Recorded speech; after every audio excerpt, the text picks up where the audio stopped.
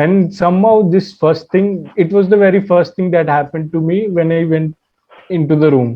So Yeah. it made me nervous. So in my nervousness, I wish somebody good morning, somebody good afternoon, somebody good evening. It was Okay. very nervous moment. So they asked me about cricket, who is better, Virat Kohli or Dhoni? So it was one of those instances, I think, which could have means made the difference, या इसकी वजह से मैं डूब गया हूँगा. तो मैंने उन्हें विराट कोहली और धोनी के बारे में डिफरेंसेस बताए कि ये इसकी लीडरशिप स्किल ऐसी है, इसकी लीडरशिप स्किल ऐसी है, और लास्ट में मैंने रोहित शर्मा का नाम बोल दिया. Oh.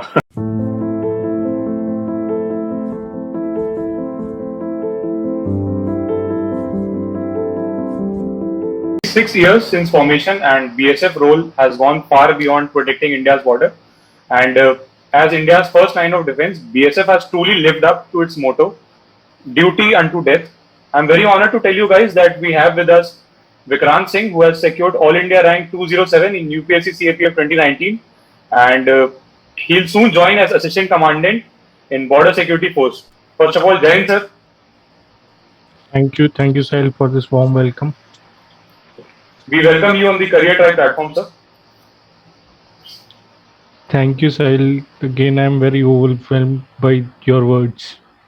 Yeah, it's totally an honor having you, sir. Sir, there are many aspirants who are working hard to achieve their goals, whether it be CAPF or CSE, but they have major doubts associated with exams due to lack of resources, etc. But before we start, Vikrant sir, please tell us about your academic journey a bit.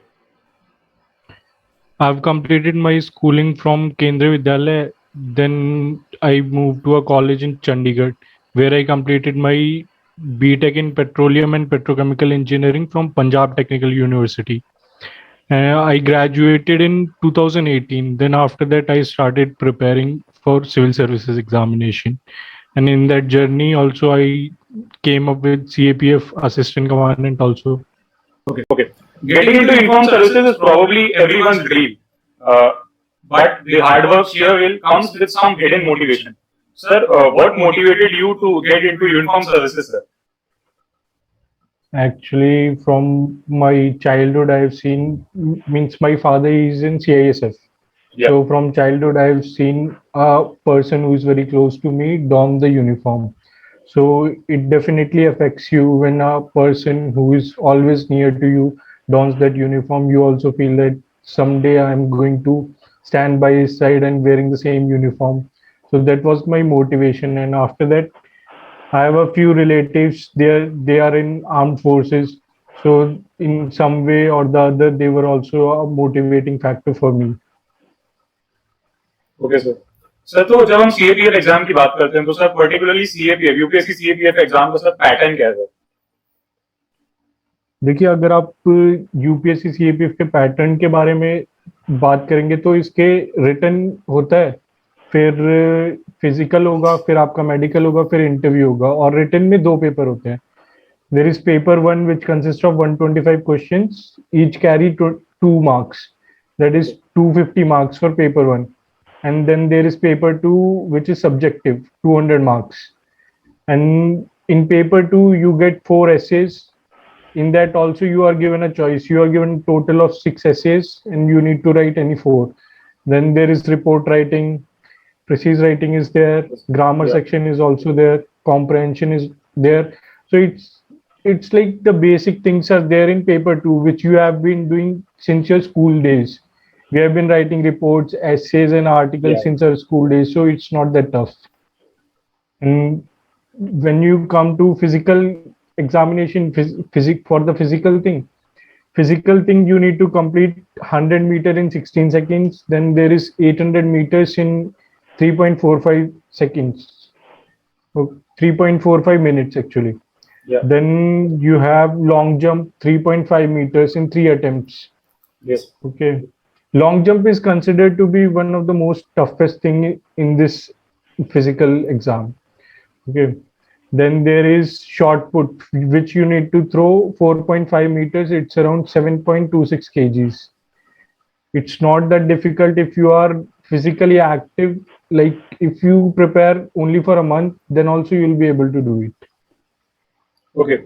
Sir, talking about the strategy, there is always a strategy that one follows in order to achieve goals. And sir, what was your strategy which helped you to crack the exam? And what were the resources that you used for the exams?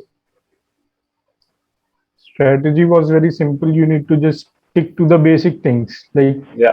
you read things, then you revise, then you give mock tests, and then you come back to the basics again. Where you are making the mistake, you correct those. So Yeah. I did the same thing. I stuck to the NCRTs and read a standard book for each subject. For example, you have this Lakshmikant for polity, other Yes. than NCRTs.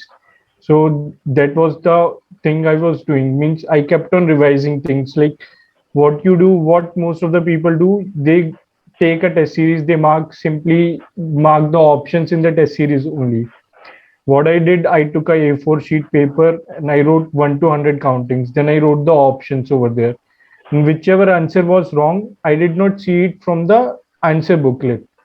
I went on to the topic and I read it again and I understood that where did I make the mistake. For example, it was a topic from speaker. It was a topic related to speaker. Then I did not only read the speaker, I read the whole parliament thing. So in that way, I completed two things. I completed the revision of parliament also, and my basic for the speaker also got clear.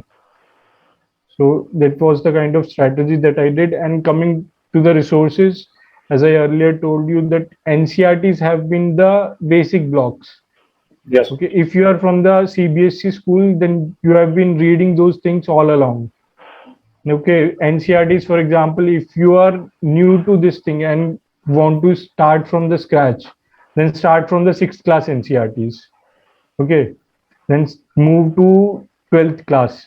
For example, if you have been already been preparing for CDS, then you don't have to follow from 6th to 10th.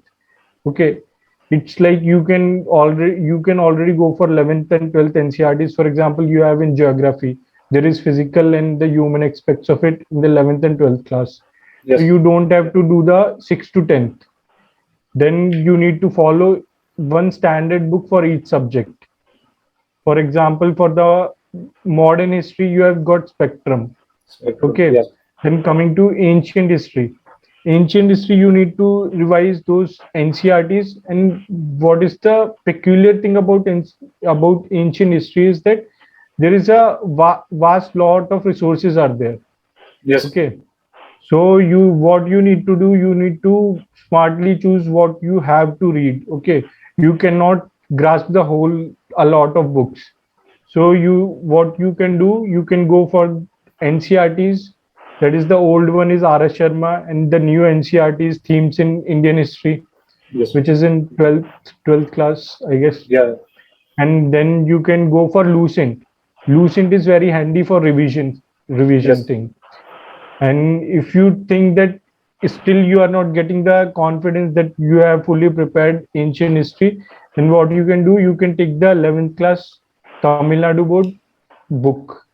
Okay, in that book, ancient and medieval both are given, and it's very lucid. You have the complete information over there. It's not storytelling type. What you read in NCRT, it's a storytelling thing. Yes. Sir. But in that aspect, that book is different. It's very informative. So you need to like read it multiple times to get what the writer is trying to tell you. So that's the thing. And coming to the polity, for polity, I guess Lakshmikant is more than enough. Yes. But what people and the actually in recent times the exam pattern has changed. So in recent time UPSC is giving more preference to the articles. What is written in the article? They have been asking the article number and they have been asking the statement. So what you need to do while reading this Lakshmikant, you need to have a Bare Act, okay, Bare Act with you. Either you buy that PM Bakshi, PM छोटी Bakshi. सी book होती है. Yes. Sir. Yeah. Otherwise, what you can do, you can go to Play Store and download a Bare Act application. From that, if you are reading the fifth chapter, I think fifth chapter start from Union and Territories, Yes. okay, of Lakshmikant. If you are reading that thing, then you'll get the article one of what according to Lakshmikant what it has to say. then you go to the PM Bakshi, you see the article 1 what it has to say, then you match both these things, that if you are able to comprehend both the languages or not. In this way you will be able to get familiar with the articles what it actually has to say, because in Lakshmikant it's given in very simple languages, but if you get the similar wordings as related to what it has been actually written in the article in the examination, then you'll get confused.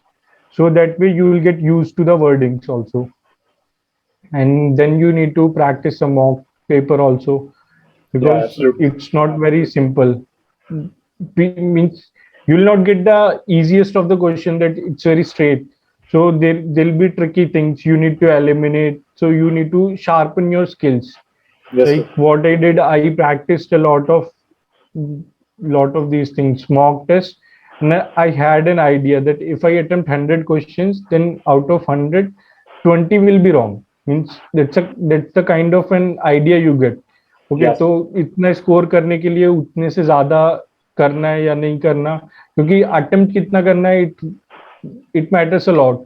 अगर Yes. कम attempt करके आगे तो तुम बीच में लटके रह जाओगे, ज्यादा अटेम्प्ट कर दिए पर ज्यादा गलत हो गया उसमें तो कहीं भी नहीं रहोगे, ऐसे करके. और फिर इकोनॉमिक्स के लिए आई गेस एनसीईआरटी हो गया, और आई रेड ये श्री राम के नोट्स पढ़े हैं मैंने. Yes, sir. तो वो मुझे काफी सही लगा, वो काफी एकदम सिंपल लैंग्वेज में है, काफी आराम से समझ आ जाता है. मुरनाल भी अच्छा है, पर मैंने ऐसे मुरनाल के बारे में मुरनाल कभी पढ़ा नहीं, मतलब स्टार्टिंग से जो मैंने पढ़ा वो लास्ट तक चेंज नहीं किया, तो Okay, वो sir. वही रह गया. मुरनाल कभी ट्राई नहीं किया, बट ऐसे लोग बोलते हैं अच्छा है वो भी, तो वो हो गया.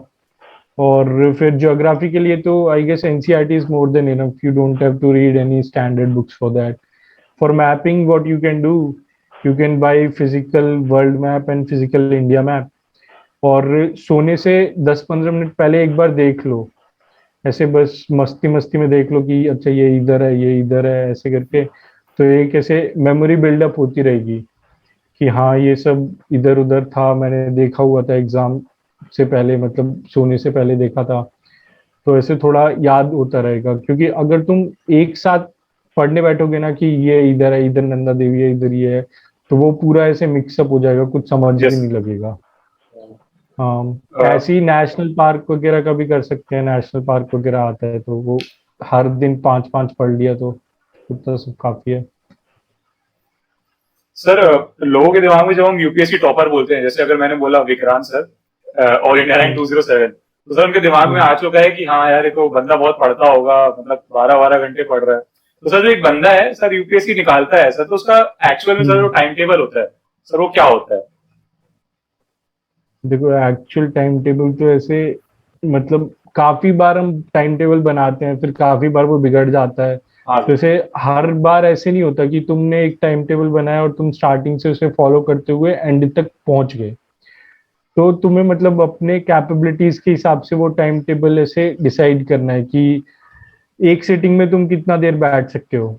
फॉर एग्जाम्पल मुझे इतना मतलब बैठने की ऐसे आदत नहीं है कि मैं इतना टाइम ऐसे बैठ सकूं, तो आई यूज टू डिसाइड कि एक टाइम में ऐसे 1.5-2 घंटा बैठना है, फिर उसके बाद 15-20 मिनट का ब्रेक ले लो आराम से ऐसे. पर वो ब्रेक क्या होता है ना कि वो 15-20 मिनट से एक्सटेंड हो जाता है कभी कभी. हाँ सर. तो उसके लिए फिर ऐसे तुम वो कर सकते हो कि मतलब वो ब्रेक में भी या तो कुछ ऐसे यूट्यूब में कुछ इंफॉर्मेटिव देख लो है, या फिर कुछ मतलब ऐसे मैप देख लो, तो ऐसे तुम्हारा टाइम पास भी हो जाएगा, ब्रेक भी ले ही रहे हो तुम, और बस ऐसे देख रहे हो कि हाँ ये जगह घूमने लायक है, ऐसे वाला देख लो. Because people love mountains, mountain ranges काफी सारी है इंडिया में, so that you can do. Yes, sir. मतलब ये और ब्रेक वाला किस्सा मतलब सर आपके साथ भी होता है, 15 मिनट का 1 घंटा हो सब रहा है? सबके साथ ही हो जाता है वो तो, से it's quite normal. Okay sir. Sir तो वी नो दैट P1 और P2 दोनों एक ही दिन सर होते हैं, मतलब P1 P2 एक साथ होते हैं सर. तो we have certain knowledge about P1, but जब हम पेपर 2 की बात करें तो सर एस्पिरेंट्स को सर उतना पता नहीं है. तो सर इसके लिए क्या स्ट्रेटेजी होनी चाहिए, और सर डे 1 से सर ऐसी क्या चीजें होनी चाहिए जो एक एस्पिरेंट को अपने टाइम टेबल में इंडल्ज करना चाहिए with respect to answer writing and with respect to paper 2 specifically sir? for paper 2 specifically, if you see in last 2-3 years, no, there's been a recent change that what essays and reports are coming in the paper, it's related to current affairs. Yeah. So what you need to do, you need to be thorough with the things that are currently happening in the country. For example, you had recently this election violence in West Bengal. So there was a Yes. report on that. So if you are if you are thorough with what's been happening around you, then you can easily write it in your own words. नहीं तो तुम्हें मतलब अगर तुम newspaper वगैरह नहीं पढ़ रहे हो तो क्वेश्चन आ जाएगा, तुम्हें पता नहीं चलेगा ये तो कहाँ से आगे क्यों पूछ लिया ऐसे करके। और फिर ऐसे मतलब और एक मतलब लोगों को ये भी है कि मतलब आप अपने बेसिक्स क्लियर करो। Yes. फॉर एग्जाम्पल लोग क्या करते हैं ना, एसे राइटिंग और रिपोर्ट राइटिंग को सेम समझ लेते हैं। I have seen people write essay in report writing, means वो एसे की तरह रिपोर्ट राइटिंग लिख देते हैं। Report writing is suppose to be like you are reporting about an incident which has already taken place, so it has to be in past tense. Okay. Yes. Or since you are a reporter, you are not allowed to make suggestions thing. Okay, कि starting से suggest करने लग गए तुम government को कि government ऐसे कर रहे हो, वैसे करना चाहिए। तुम रिपोर्ट कर रहे हो तो वो सजेशन वगैरह एकदम लास्ट के लिए छोड़ दो कि if you have in words तो तुम लास्ट में वो दोगे। बट स्टार्टिंग से तुम वो सजेस्ट करने लग जाओगे कि गवर्नमेंट को ऐसा करना चाहिए, वैसा करना चाहिए, तो वो रिपोर्ट का फिर मतलब नहीं रह गया, क्योंकि तुमने जो किया है उस टाइम या जो कुछ हुआ है वो इंसिडेंट तो रिपोर्ट नहीं किया, you are reporting what you felt. तो Yes. ये एक मतलब थोड़ा बेकार चीज हो जाता है। और फिर तुम उसमें आ जाते हो आर्ग्यूमेंट्स में। आर्ग्यूमेंट्स राइटिंग में क्या करते हैं लोग कि मतलब एक जगह ऐसे लिख दिया कि हमें ये करना चाहिए, एक जगह ये कर दिया कि नहीं करना चाहिए, नॉट लगा देंगे बस उसमें। तो दैट्स नॉट रीजनेबल कि तुम, क्योंकि तुम्हारा पॉइंट तो सेम है ना। It's Yes. लाइक कि मतलब ऐसे एक आइसोलेशन के ऊपर था, एक आर्ग्यूमेंट था 2020 में, शायद कोविड के टाइम का था, कोविड से पहले का था या कोविड के बाद का था, हाँ 2020 का। तो उसमें आइसोलेशन के ऊपर था कि मतलब ऐसे आइसोलेशन के लिए ऊपर एक आर्ग्यूमेंट था। तो उसमें तुम ऐसे नहीं लिख सकते ना कि आइसोलेशन अच्छी चीज है, क्योंकि इसमें टाइम मिलता है, फिर वापस वही उसी को दूसरे वर्ड में नहीं करके लिख दोगे तो वो चीज तो बेकार हो गया, क्योंकि तुमने एक्स्ट्रा कुछ यूज ही नहीं किया, तुमने Yes. बस एक नहीं करके लगा दिया है उसमें। तो ये सब ऐसे नहीं हो सकता। फिर प्रिसीज राइटिंग में क्या करते हैं कि सेम पैराग्राफ में से सेम सेंटेंस उठा के बस एक दो सेंटेंस बीच में से काट दिया और सेम सेंटेंस लिख दिया। तो उसमें भी तुम्हारा कुछ अपना अपना कंट्रीब्यूशन नहीं है उसमें, तुमने अपनी तरफ से तो कुछ लिखा ही नहीं है। You did not add anything new और you did not make it shorter, you just ate 2-3 lines. Okay, तो उसका मतलब लोगों को ऐसे पता होना चाहिए कि हाँ ये पढ़ने के बाद में मुझे इसको अपने वर्ड्स में लिखना है और प्रॉपर पंचुएशन वगैरह देना है। बट लोग उसी को ऐसे प्रॉपरली देखते नहीं है, बस वो 2-3 लाइनें उधर से उठाई वो ही वापस लिख दी। तो उसमें बस तुम what you need to do, you need to take out the keywords. जैसे Yes, sir. काफी सारे कीवर्ड्स होते हैं, फॉर एग्जांपल रिस्पॉन्सिबिलिटी हो गया या कुछ और ऐसे कीवर्ड्स हो गए, तो you need to put those keywords and phrases into your own words and punctuate them accordingly. तो इसके लिए तुम क्या कर सकते हो, पहले एक पैराग्राफ पढ़ लो, फिर उसके ऊपर लिख दो, फिर दूसरा पैराग्राफ पढ़ो, ऐसे करके। तुम्हें जरूरी नहीं है कि you have to write everything in one go, तो ऐसे करके लिख सकते हो। फिर कॉम्प्रहेंशन हो गया। कॉम्प्रहेंशन तो इतना ज्यादा मतलब डिफिकल्ट टाइप तो नहीं है, Yes, sir. तो आप उसमें तो आराम से आंसर कर सकते हो। But what you need to see कि it's not a college paper कि तुम्हें इतना स्पेस दिया है तो तुम्हें वो पूरा भरना है, right? What is being asked in the question. I have seen people की वो तो इतनी सारी जगह थी तो उतने मार्क्स का है, तो at least we need to write 80 to 100 words. वो तो वर्ड लिमिट उसमें दिया ही नहीं है ना। Either you write it in 10 words, 20 words, it's up to you Yes. what you find convenient. अगर तुम उसमें भी 80 और 100 वर्ड्स लिखने लग जाओगे तो तुम्हारा पेपर ही कंप्लीट नहीं होगा. So you need to manage things accordingly. और फिर ग्रामर सेक्शन हो गया. Grammar section is easily you can score in that. और सबसे इंपॉर्टेंट बात क्या हो जाती है ना कि sometimes you get topics which are familiar to you in the essay report और arguments. So what you do कि इसको मैं पूरा एकदम अच्छे से लिखूंगा, इसमें ही पूरी जान लगा दूंगा. ठीक है. तो लोग ऐसे आधे आधे घंटे में एक एक ऐसे लिखते, हमने आधे घंटे में ये एक ऐसे लिखा और उसके बाद बाकी टाइम चला गया. अब तुम बाकी टाइम में दूसरे ऐसे को तो तुम अच्छे से नहीं लिखोगे क्योंकि तुम्हारे पास टाइम कम है, तुम इतना सोचोगे भी नहीं. तो ऐसे सबको प्रायोरिटी दो, किसी एक टॉपिक को ही नहीं. क्योंकि वो एक ऐसे में तुम्हें फुल मार्क्स मिल जाएगा बट बाकी सब में कुछ मार्क्स नहीं मिलेगा, तो it will not make it up. तो उतना नहीं करना चाहिए. हर एक चीज को ऐसे बैलेंस आउट करके चलो तुम. हर एक चीज को प्रॉपरली तुम्हें टाइम मैनेज करना पड़ेगा एग्जाम में. Yes. मेन बात ये है. Okay, sir. और रिसोर्सेज वगैरह तो कुछ इतना कुछ खास है नहीं पेपर 2 के लिए. तो सर जैसे कि आपने अभी सर बताया कि current affair is very important, तो सर अगर किसी एस्पिरेंट को सर अपना करंट अफेयर्स वाला जो पार्ट है सर वो बहुत ही ज्यादा स्ट्रॉन्ग करना है, तो sir is reading newspaper enough for that, और सर कुछ और वैल्यू एडेड मटेरियल चाहिए होंगे? reading newspaper reading newspaper is complementary to reading magazines, monthly magazines. Okay. एक चीज ऐसे इनफ नहीं है. For example I told you about NCERTs. You need to Yes, sir. Read a standard book with NCERTs. You need to supplement both the things. So यहाँ पे भी आप newspaper पढ़ रहे हो बट आप फिर एक दिन न्यूज़पेपर पढ़ लिया, अगर उसके नोट्स भी बना लिया आपने, तो आपके पास 31 दिन के नोट्स हो जाएंगे. और वो अगर तुमने ज्यादा बनाए होंगे तो बहुत सारा मटेरियल हो जाएगा और जो कि तुम मतलब इजीली ग्रास्प नहीं कर पाओगे. तो तुम न्यूज़पेपर पढ़ो और एक मंथली मैगजीन पढ़ो. So you will be able to grasp all those things. और वो मंथली मैगजीन में से तुम्हें पता भी चलेगा कि तुमने ये चीजें न्यूज़पेपर में पढ़ी थी और तुम्हें थोड़ा याद भी आने लगेगा ऐसे करके. तो एक न्यूज़पेपर पढ़ लो, कोई भी द हिंदू और इंडियन एक्सप्रेस, और फिर कोई एक मंथली मैगजीन देख लो. आई प्रेफर्ड विजन आईएएस, वो काफी ठीक है. उसमें से ऐसे ऐसे और रिपोर्ट लिखने के लिए भी पॉइंट्स भी मिल जाएंगे. हाँ सर. हाँ. Okay sir. और जैसे कि हाँ सर प्लीज. हाँ, और ये मतलब, और आप मतलब करंट अफेयर्स के पीछे इतना नहीं भाग सकते कि मतलब तुम पूरा टाइम 2-2 3-3 मैगजीन लेके पढ़ रहे हो या कुछ और इतना पढ़ रहे हो. क्योंकि करंट सिनेरियोज है, चेंज होता रहता है. क्या पूछेंगे कुछ पता नहीं. इससे अच्छा तुम स्टैटिक पे ज्यादा फोकस करो, क्योंकि स्टैटिक के लिए you already know the portion कि इतना आएगा.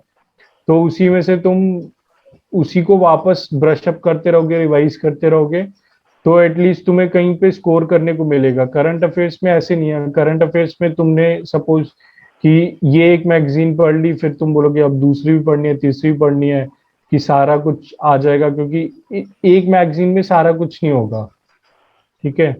तो तुम ऐसे डिफरेंट रिसोर्सेज लेते जाओगे, रिवीजन नहीं हो पाएगा और तुम्हारा स्टैटिक पोर्शन भी छूट जाएगा. उस चक्कर में टाइम वेस्ट होगा तुम्हारा. सर जैसे कि हमने बोला था, अभी हमारी बात हुई कि सर 15 मिनट के ब्रेक वाली, तो सर ऐसा कई बार होता है कि जो कुछ लोग रहते हैं 1 घंटा ले लिया, पर कुछ लोग सर वो दिन भी हो जाते हैं. अभी ब्रेक लिया है, ठीक है, एक दिन का और ब्रेक ले लेते हैं, अगली बार कर लेंगे. तो सर ऐसे में क्या होता है ना सर, कंसिस्टेंसी पूरी ब्रेक हो जाती है. तो सर ऐसा आपके साथ भी सर शुरू में थोड़ा बहुत होता होगा कि सर थोड़ी कंसिस्टेंसी ब्रेक हो जाती है. तो सर इसको काउंटर करने के लिए सर आपने क्या किया? उसके लिए क्या करना है कि मतलब कभी कभी हम ना ज्यादा पढ़ लेते तो हम ऐसे एग्जॉस्टेड फील करते हैं, बर्नआउट टाइप. ठीक है. तो उसके लिए हम पूरा दिन भर ब्रेक ले लेंगे कि कल मैंने ज्यादा पढ़ा था तो आज मैं ऐसे नहीं भी पढ़ूंगा, तो वो पिछले वाला ये दिन में काउंट हो जाएगा. ठीक है. तो इसके लिए तुम ऐसे करो कि दिन में चाहे कम पढ़ो, मतलब 3-4 घंटे ही पढ़ो, पर डेली पढ़ो. इससे तुम्हारा रेगुलर बने रहोगे तुम. एक थोड़ा डेडिकेशन भी आएगी और एक डिसिप्लिन बना रहेगा कि at least you are reading something every day. तो इससे कंटिन्यूटी बनी रहेगी. डोंट बर्न आउट योरसेल्फ कि तुमने एक दिन 10-12 घंटे पढ़ लिया बट अगले दिन फिर कुछ नहीं पढ़ पाए, इतना मतलब एग्जॉस्ट हो गए। तो ऐसे कम पढ़ो पर रेगुलर पढ़ते रहो। तो ये तरीका है मतलब ऐसे पूरे दिन दिन के ब्रेक को और कंटिन्यूटी बनाए रखने के लिए। ओके सर, ये रही ब्रेक की बात। सर अगर मान लीजिए सर कोई बहुत ज्यादा डिटरमाइंड है, और इधर सर वो वर्किंग प्रोफेशनल है, तो और सर वो बहुत ज्यादा डिटरमाइंड है कि या I have to crack this exam, I have to crack UPSC CAPF या सीएसई, तो सर स्पेसिफिकली सीएपीएफ की बात की जाए तो सर ये कितने महीने या कितने सालों में एग्जाम से क्रैक किया जा सकता है with proper determination? With proper determination I guess 6 months are more than enough, क्योंकि इतना ज्यादा सिलेबस नहीं है। मतलब if you compare it to civil services तो उसके हिसाब से ये इसका सिलेबस कुछ भी नहीं है। हाँ तुम सर। अगर नॉर्मली मतलब नॉर्मली अगर पढ़ रहे हो तो 6 महीने काफी है। मतलब एक अगर तुम वर्किंग प्रोफेशनल हो तो you may need 1 year around, क्योंकि तुम्हें डेली 2-3 घंटा बहुत मुश्किल से मिलेगा। But if you are a student who is preparing मतलब पूरा खुद ही मतलब खुद ही ऐसे प्रिपेयर कर रहा है फुल टाइम, तो I guess 6 months are more than enough. तुम मतलब बट उसमें तुम्हें स्मार्टली ऐसे मैनेज करना पड़ेगा कि तुम मतलब NCERTs cover start start with the NCERTs, और ऐसे पूरा रश नहीं करना है कि मतलब कि टाइम कम है टाइम कम है। ऐसे अपना टाइम लेके पढ़ो, जब तक जैसे तुम्हें समझ आ रहा है वैसे पढ़ो अपने खुद के पेस पे। क्योंकि अगर तुम दूसरों को देख के करोगे कि उसने तो इतने दिन में लक्ष्मीकांत पूरी कर ली, मेरी इतने दिन में भी नहीं हुई है, तो तुम थोड़ा ज्यादा कर जल्दी करने लगोगे पर समझ नहीं आएगा तुम्हें कुछ। हाँ सर। तो अपने खुद के एक पेस पे कंटिन्यू रखो। लोग बोलते रहेंगे कि इतने दिन में होगा इतने दिन में होगा, तुम बोला हाँ ठीक है हो जाएगा मैं कर रहा हूँ। बस अपना ऐसे अपना पेस बनाए रखो, बट इतना भी धीरे नहीं कि मतलब तुम बस एक पेज पढ़ रहे हो दिन में कि उतना ही समझ आता है। मतलब बैलेंस बनाना एक है मतलब। हाँ एक मतलब ऐसे फीसिबल चीजें होनी चाहिए कि हाँ इतना फीसिबल है, इतना मैं कर सकता हूँ डेली का, वैसे बैलेंस करना है। ओके सर, एग्जाम सर जैसे जैसे करीब आता है घबराहट होती है सर, थोड़ी एंग्जाइटी होती है, इनसिक्योरिटी होती है एग्जाम की सर। अगर प्रिपरेशन ज्यादा हो तो सर और ज्यादा होती है कि यार नहीं निकला तो क्या होगा। तो इस बारे में सर, और भी सारे बहुत सर एस्पिरेंट्स है जो एसएससी दे रहे हैं और कोई एग्जाम दे रहे हैं, उनकी प्रिपरेशन सर अच्छे लेवल पे है। सर तो ऐसे में एंग्जाइटी और इनसिक्योरिटी को सर कैसे काउंटर करते हैं, और अगर नहीं काउंटर होती तो सर कैसे, सर क्या सजेशंस होंगे सर इसके, आप इसके लिए आप? ये चीजें मतलब काफी नॉर्मल है, मतलब हाँ सर। सबको होती है। तो एक ये भी तरीका है कि तुम ऐसे खुद को समझा सकते हो कि हाँ सबको होता है, उसको भी होता है, मुझे भी होता है, कोई दिक्कत नहीं है। और अगर फिर ज्यादा हो रहा है तो what you can do, you can talk to your friends about it. वो थोड़ा तुम्हें मोटिवेट करेंगे कि ऐसे कोई अगर तुम्हें बोल देना कि हाँ तेरा हो जाएगा यार तू मेहनत कर रहा है ना, तो इट गिव्स अ बूस्टिंग हाँ fact, sir. It gives a kind of boost to you है। और अपने घर वालों से बात करो, पेरेंट्स से बात करो। अगर नहीं हुआ तो वो चीज भी तुम बात कर सकते हो कि नहीं हुआ तो घर वाले अगर बोल देंगे कि नहीं कोई दिक्कत नहीं है, कोई बात नहीं, एग्जाम ही तो एक नहीं होगा तो भी चलेगा। तो you had this kind of assurance with you, तो तुम फिर इतना नहीं सोचते हो ये चीजों के बारे में कि होगा नहीं होगा। फिर तुम ये सोचते हो नहीं मैं बस पेपर दे रहा हूँ, अब मैंने मेरी पूरी मेहनत की है और जो होगा देखा जाएगा। Result is not in our hand, we can only we can only work hard, yes उतना सर। ही कर सकते हैं हम। और फिर अगर ज्यादा ऐसी दिक्कत है तो तुम थोड़ा फिजिकली एक्टिव हो सकते हो। For example if you play some sport तो थोड़ी देर दिन में 1-2 घंटा खेल के आ जाओ या जॉगिंग कर लो। तो ये सब से मतलब जब तुम फिजिकली साउंड रहोगे तो मेंटली भी थोड़ा अच्छा फील करने लगोगे। तो ओके। ये सब चीजें तुम ट्राई कर सकते हो इसमें। और नेगेटिव लोगों से दूर रहो, मतलब कोई ऐसे दोस्त वगैरह जो मजाक में भी बोल देता है ना कि तेरा नहीं होगा, फिर उससे बात ही नहीं करना है। ओके सर, हमने काफी चीजें सर कवर कर ली है अबाउट सीएपीए सर, बट आपके एक्सपीरियंसेस से सर आपको क्या लगता है कि एस्पिरेंट्स कौन सी वो चीजें सर गलत कर रहे हैं जो उनके और सिलेक्शन के बीच में सर आके खड़ी हो जाती है बार बार? वो चीज भी हमने अभी बात कर ली थी। ओके। एक एक 15-20 मिनट का ब्रेक जो 1 घंटे 1 दिन का बन जाता है वो है। मतलब हम लोग ना we tend to overdo things कि यस। जैसे अगर मैं जॉगिंग जा रहा हूँ तो मैं एक ही दिन में 10 किलोमीटर दौड़ लूंगा, वो पूरा पैर वगैरह तुम्हारे हालत खराब हो जाएगी, तो एक दिन में तो नहीं हो सकता ना। You need to build your self for that, कि तुम मतलब धीरे धीरे करके तुम अपने आवर्स बढ़ाओ कि कितने घंटे तुम पढ़ सकते हो। तुम अगर पहले 2-3 दिन ही स्टार्टिंग में 10-12 घंटे पढ़ लिया, तो तुम अपने आप ही वार्म आउट फील करने लग जाओगे कि मतलब अब और नहीं हो पा रहा है, और ऐसे आएगा कि मैं क्यों ही कर रहा हूँ ये सब। तो धीरे धीरे करके बिल्डअप करना है अपने आप को। और फिर लोग क्या करते हैं, बहुत सारे रिसोर्सेज ले लेंगे, फिर रिवीजन होने में दिक्कत होती है। तो you need to stick to your basics, कि हाँ मैंने ये चीज पहले पढ़ा था, ये चीज अब पढ़ रहा हूँ। अगर इसमें से इस साल क्वेश्चन नहीं आया है, कोई बात नहीं, बट मैं ये वापस यही करंट अफेयर की बुक पढ़ूंगा, ऐसे Yes. वाला होना चाहिए। क्योंकि तुम दूस हर बार ऐसे चेंज करते रहोगे ना, तो एक मतलब कंटिन्यूटी नहीं रहेगी तुम्हारे अंदर। तुमने पहले कुछ और पढ़ा था, फिर तुम कुछ और पढ़ने लगोगे, वो तुम्हें नया नया लगेगा, तो फिर तुम स्क्रैच से स्टार्ट कर रहे हो सब कुछ चीजें। और फिर ऐसे है कि लोग ना मतलब पेपर टू को बहुत इजीली ले लेते हैं, बहुत ऐसे लाइट में लेते हैं, कि हमने तो ऐसे रिपोर्ट हो गया, ये सब बचपन में लिखा था, स्कूल में लिखा है, कॉलेज में भी लिखा है, तो ये तो आराम से हो जाएगा। तो वो तुम थोड़ा मतलब 1-2 बार प्रैक्टिस कर सकते हो, प्रैक्टिस करने में तो कोई हर्ज नहीं है, क्योंकि तुम्हें स्कूल में इतना मतलब इतना कॉम्पिटिटिव इन्वायरमेंट नहीं था कि तुम्हें इतने टाइम पीरियड में इतने सारे एसेज लिखने हैं। और तुम्हें मतलब ऐसे कुछ आदत भी नहीं है, अगर तुम फर्स्ट टाइम ऐसे कॉम्पिटिटिव एग्जाम्स में बैठ रहे हो, तो 1-2 बार तुम प्रैक्टिस कर लो, तुम्हें अपनी राइटिंग स्पीड का पता चल जाएगा, क्योंकि काफी सारे लोगों का पेपर टू में काफी सारा पोर्शन रह जाता है, तो वो एक दिक्कत हो जाती है। फिर बाकी सब तो ऑलमोस्ट कवर कर लिया। Okay, sir. और Sir, कुछ you नहीं है will तो। soon join BSF as assistant commandant. Sir, BSF yes. is one of those highly respected forces of India, and sir, इसके बारे में सभी को पता है, sir. But please, I would like you to enlighten us about that, sir. What actually is BSF, sir? How they work, sir? BSF first of all stands for Border Security Force. It has been entrusted with the responsibility of guarding Indo-Pakistan and Indo-Bangladesh border mainly. Yes, sir. These both are international borders. Where there is LOC, Army has been positioned there along with BSF.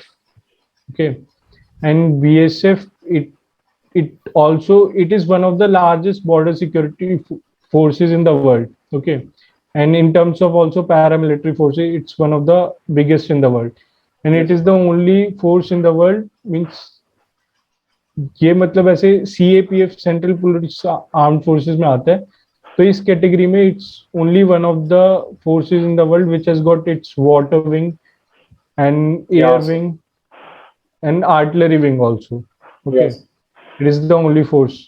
और फिर काफी मतलब काफी ऐसे पुराना heritage है, क्योंकि बहुत मतलब आप किसी और CAPF फोर्सेस में देखोगे, CRPF देख लो, ITBP देख लो, ये सब में आपको रेजिमेंटेशन इतना नहीं मिलेगा।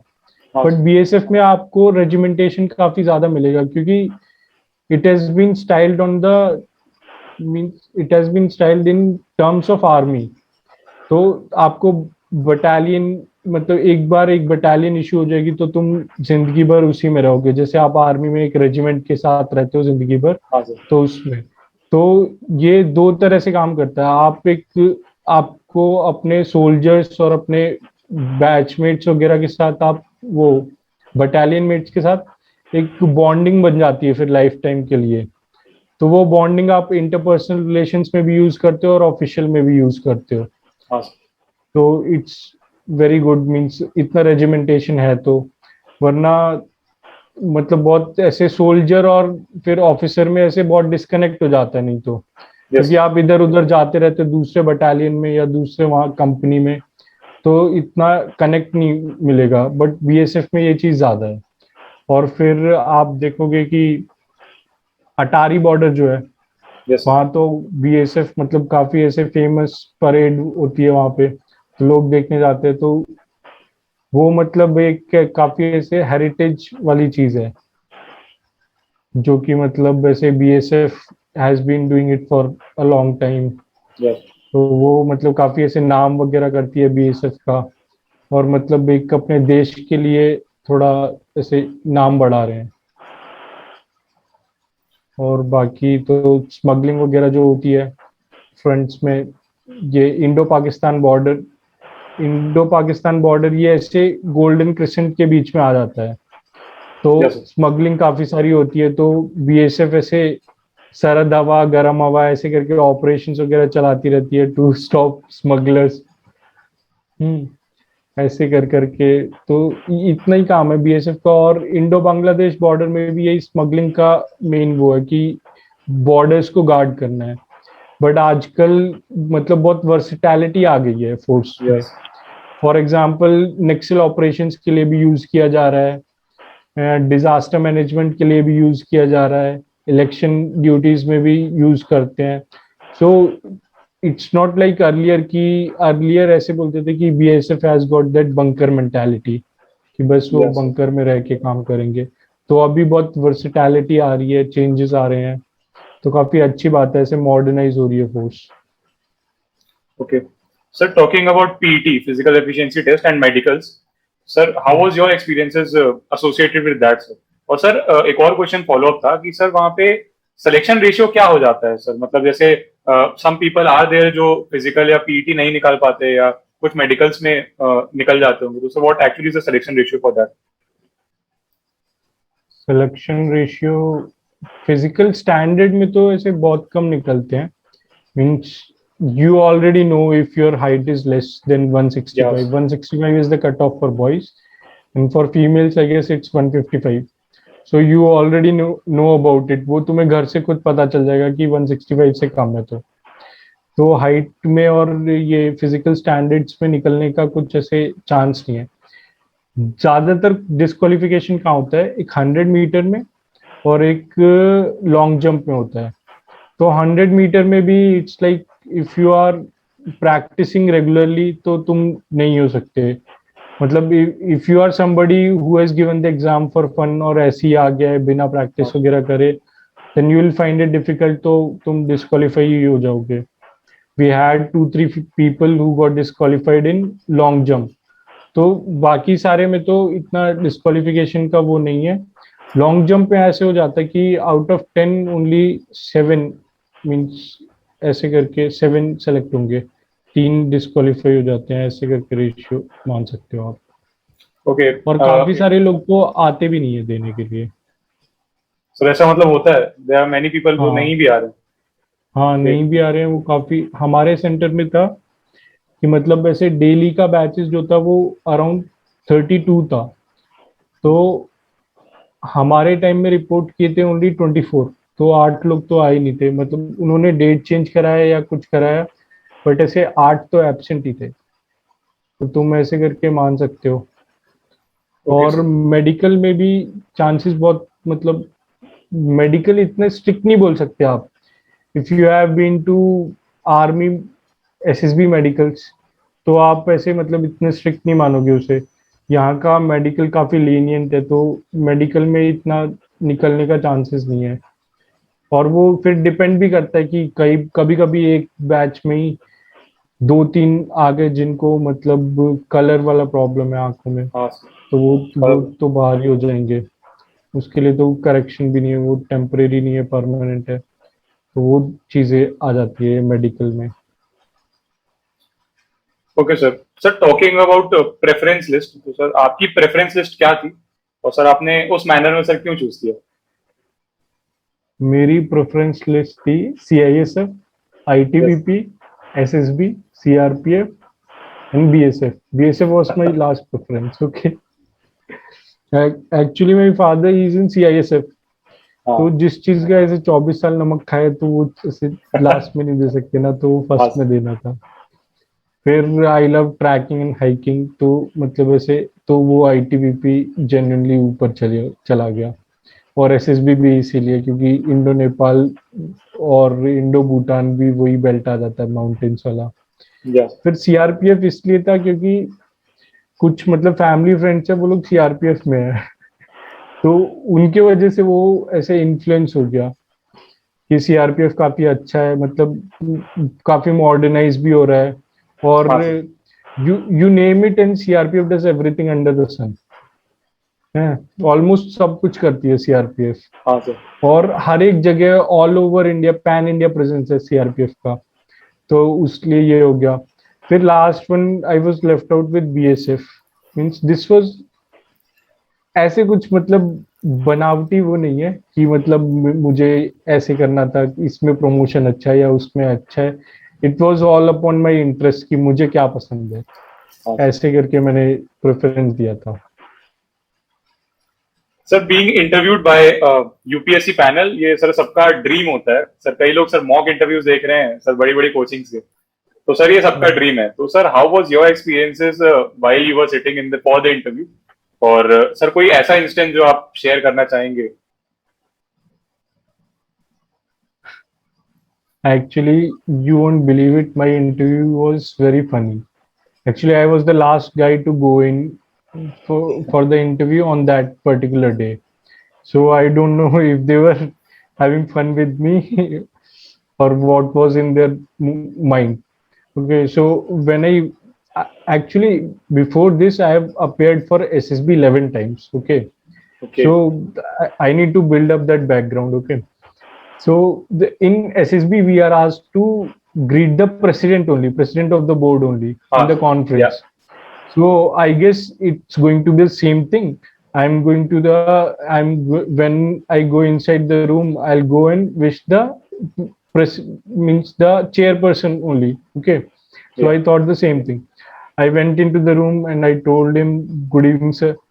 So he asked me, why didn't you wish all these to four other people? Okay, so I was like, sir, I've been to SSB, and I gave him the complete explanation of that. Okay, and somehow this first thing, it was the very first thing that happened to me when I went into the room. So या। it made me nervous. So in my nervousness, I wish somebody good morning, somebody good afternoon, somebody good evening. It was okay. very nervous moment. हाँ, फिर ऐसे जाके थोड़ा उन्होंने comfortable वगैरह किया। फिर उन्होंने बोला कि उस टाइम ऐसे फेस शील्ड भी लगा रखी थी, मास्क हाँ भी सर। लगा रखा था, तो वो पूरा ऐसे फॉग शील्ड पे जमता जा रहा है। फिर उन्होंने बोला मास्क नीचे करके बात कर सकते हो। फिर वैसे करके हम, इट वाज नॉर्मल थिंग, वो बस मुझसे पूछ रहे थे, they asked me about my attempt in the SSBs and where did I lag. Then they also asked me about my father's occupation, why I'm going to join CAPF, okay, and why armed forces, या। okay. Then I had this thing. Then they asked me this thing कि army navy और air force में से ऐसे siblings की तरह list out करो कि कौन सबसे बड़ा है कौन सबसे छोटा है, ऐसे करके। ओके। तो I didn't know about this thing. Okay, तो बस मैंने ऐसे लॉजिकल रीजनिंग में बोला कि sir, since army started battling out first on the land, so army has to be the elder one. Elder. Okay, yeah. फिर उसके बाद हमने नाव बना ली, तो हम नाव पे भी लड़ने लग गए। तो नेवी आ गई। हमने या। उड़ना सबसे लास्ट में सीखा है, तो एयरफोर्स सबसे लास्ट में होगी। Okay, so it was this way. They asked me these things. It was very logical. Then whole of my interview revolved around what I filled in my DAF. Okay. Okay, या। I filled cricket as my hobby, and then gardening, and I also wrote that I could speak little bit of Malayalam. Okay, since I was in Kerala for 5 years. या। So they asked me about cricket. Who is better, Virat Kohli or Dhoni? So it was one of those instances, I think, which could have means made the difference, या इसकी वजह से मैं डूब गया हूँगा। तो मैंने उन्हें विराट कोहली और धोनी के बारे में डिफरेंसेस बताए कि ये इसकी लीडरशिप स्किल ऐसी है, इसकी लीडरशिप स्किल ऐसी है, और लास्ट में मैंने रोहित शर्मा का नाम बोल दिया because he was my favourite. How could I choose in between, मतलब उन दोनों को तो पसंद ही नहीं करता, तो वो दोनों कैसे हाँ। चूज करूं। तो वो मैंने उसका नाम बोल दिया, रोहित शर्मा का।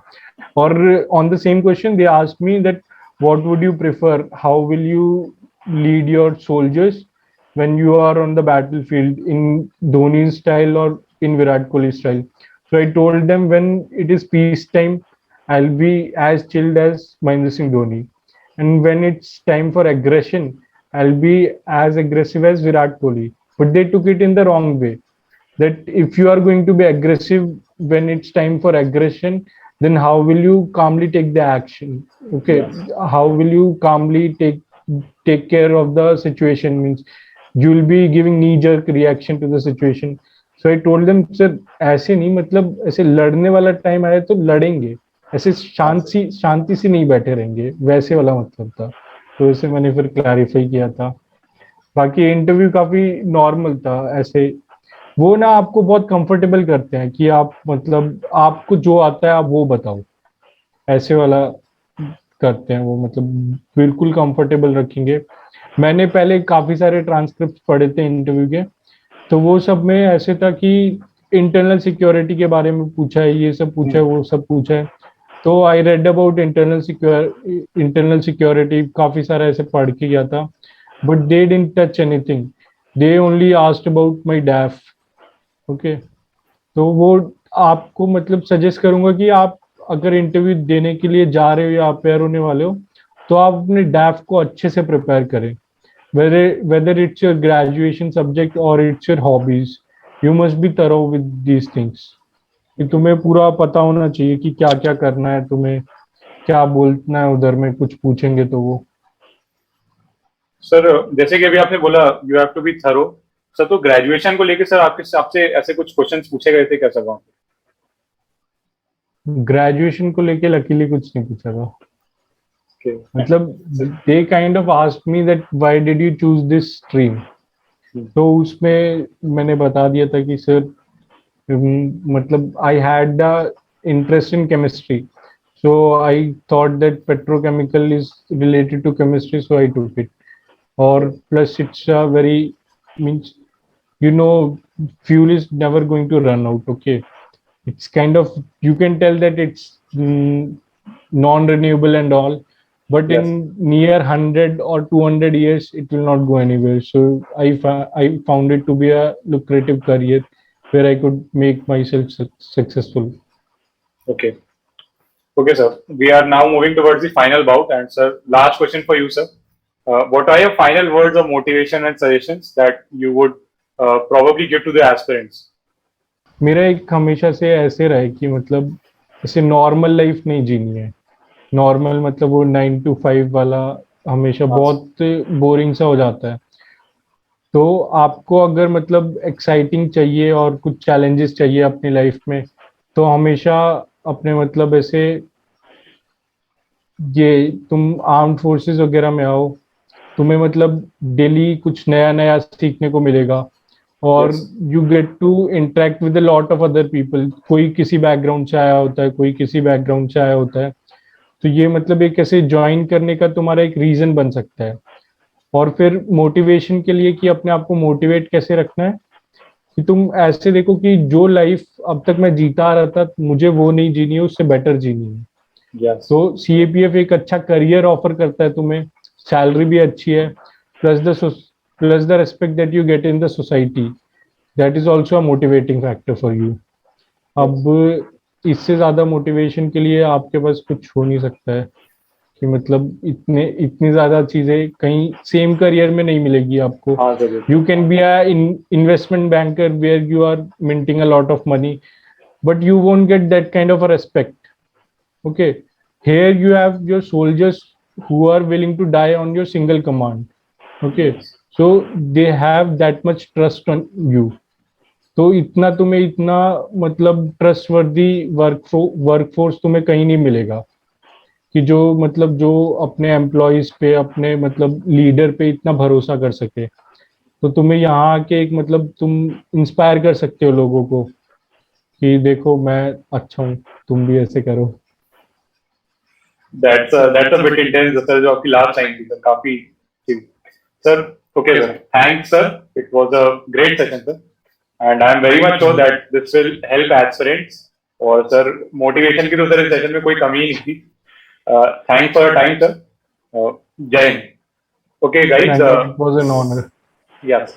The session ends here, and we'll back soon with more interesting episodes of CAPF. Please like, share, subscribe, and comment down your queries. Keep hustling and Jai Hind.